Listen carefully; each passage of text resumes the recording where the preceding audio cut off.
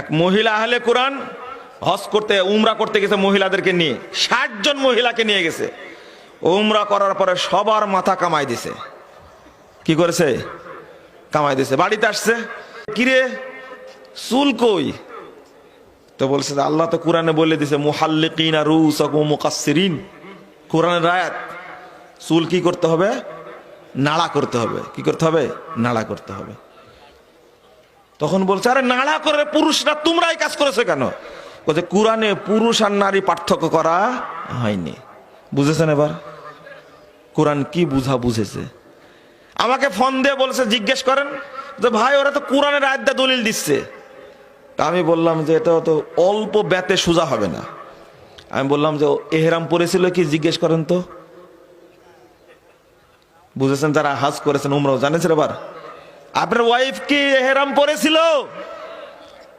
বলছে তোমরা কি এহরাম পরেছিলে নাকি? এহরাম পরবো কেন? এহরাম বলে আমরা ন্যাংটা হয়ে যাবো না?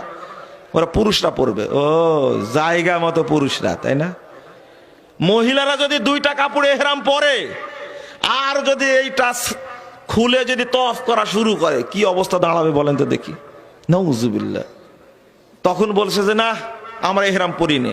এই হলো আহলে কি বুঝেছে চিন্তা করেন। মাথা কাম পড়ে পথভ্রষ্ট হচ্ছে। বলছি তখন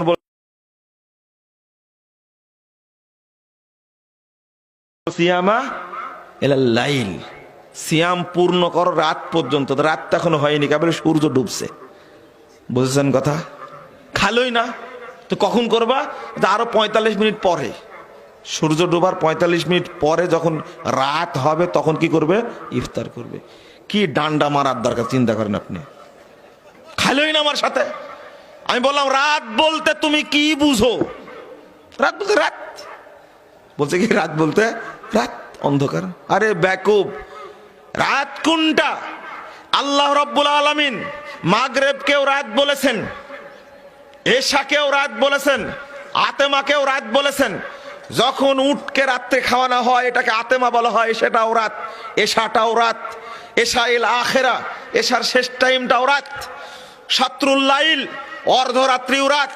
সুলুসুল লাইল অর্থাৎ রাত্রে 3 ভাগও রাত। এরপরে সুবে কাজেব যেটা সেটাও রাত, সুবে সাদেক সেটাও রাত। হাত্তা তাতলু আশ-শামস, রাত থাকে যতক্ষণ সূর্য না উঠে।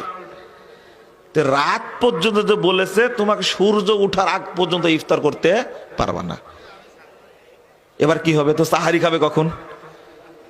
সাহারি খাবে কখন?